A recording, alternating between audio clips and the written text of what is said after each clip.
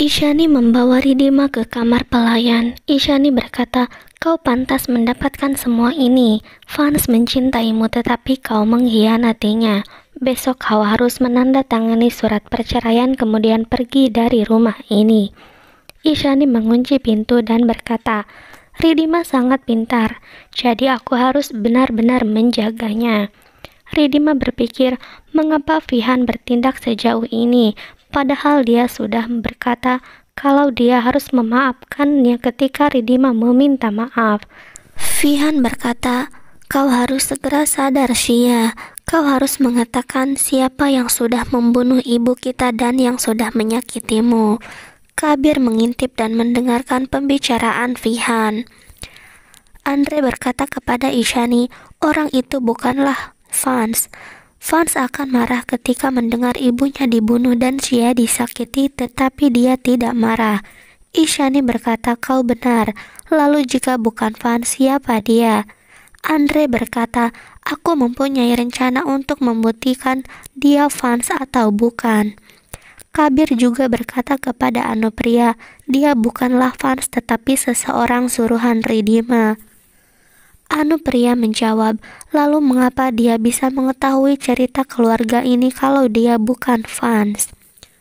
Kabir menjawab, "Ridima sudah melatihnya dengan baik, seperti aku yang sudah melatih Ridima untuk di rumah ini." Anupriya menjawab, "Apa buktinya kalau dia bukan Fans?" Kabir memperlihatkan tas yang berisi uang kepada Anupriya.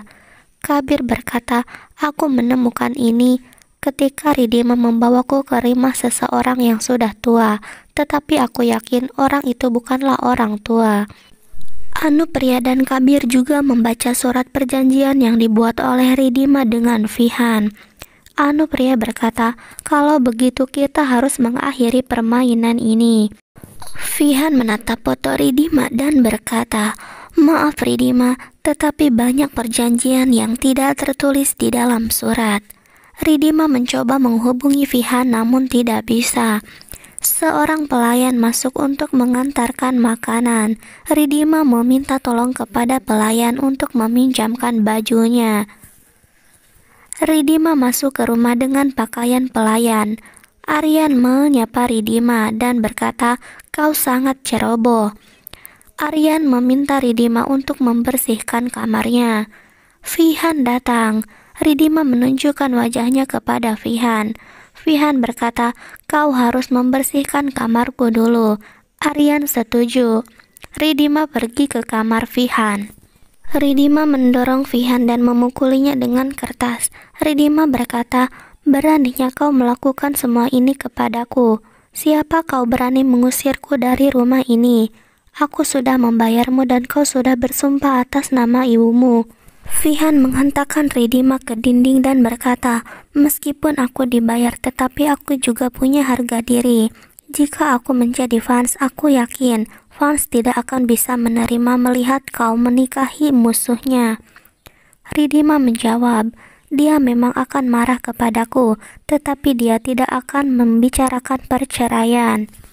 Ridima berkata, "Kau sudah melakukan sandiwara perceraian ini, lalu bagaimana cara kita memperbaikinya?" Fihan membuat Ridima jatuh dan menggulungnya dengan karpet. Isyani datang. Isyani membawa surat perceraian. Isyani berkata, "Kau harus menandatangani surat perceraian ini." Isyani berpikir, tanda tangan Fans sangat rumit. Jika dia bukan Fans, maka dia tidak akan bisa menandatanganinya. Ridima yang ada di dalam karpet merasa khawatir jika Isyani tahu tentang Fihan. Kilas balik menunjukkan Ridima meminta Fihan untuk belajar tanda tangan Fans. Fihan menandatangani surat perceraian. Isyani terkejut mengapa dia bisa melakukan tanda tangan Fans. Kabir yang mengintip dari luar juga terkejut mengapa dia bisa melakukannya. Isyani melihat karpet digulung. Isyani bertanya. Fihan menjawab, "Aku akan membersihkannya." Isyani menawarkan bantuan, tetapi Fihan berkata, "Kau sedang hamil, jadi biarkan seorang pembantu yang melakukannya." Pria berkata, Fans menandatangani surat itu dengan lancar. Aku sudah bilang dia memang Fans. Kabir berkata tidak, meskipun tanda tangan Fans sangat rumit, tetapi aku yakin Ridima sudah mengajarinya dengan baik. Aku akan membuktikan kalau dia bukanlah Fans.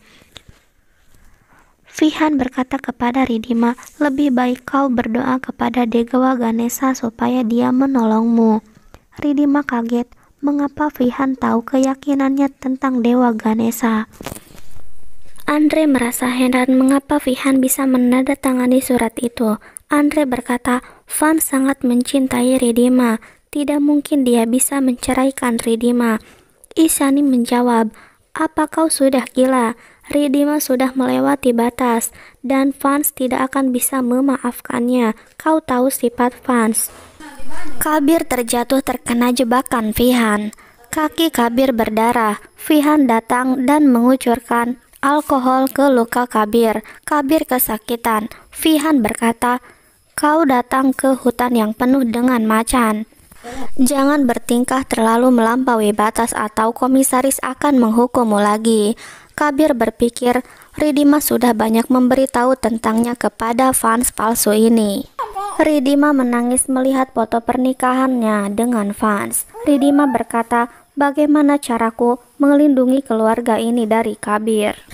Nenek datang dan berkata, jika kau ingin meninggalkan rumah ini, maka kau harus mengenakan pakaian ini. Keesokan harinya, Ridima datang bersama nenek dan mengenakan baju pengantin. Semua orang terkejut. Ishani berkata, kau harus menandatangani surat perceraian ini. Ridima mengambil dan hendak menandatanganinya. Namun nenek menghentikannya dan merobek suratnya. Nenek berkata, kau tidak bisa melakukan ini Ridima. Kau sudah banyak berkorban untuk Fans, kau tidak bisa meninggalkannya. Hubunganmu bukan hanya dengan Fans, tetapi juga denganku dan keluarga ini. Kau tidak boleh meninggalkanku. Nenek meminta Fihan untuk memakaikan sindur dan manggal sutra kepada Ridima. Ridima kaget, bagaimana bisa orang lain mengisi sindur di garis rambutku? Fihan mengalungkan manggal sutra dan memakaikan sindur di garis rambut Ridima. Semua orang merasa tidak senang. Fihan dan Ridima meminta berkat dari nenek. Kabir berpikir, aku akan segera membongkar kebohonganmu di hadapan semua orang. Aku akan membuktikan kalau kau bukanlah Fans.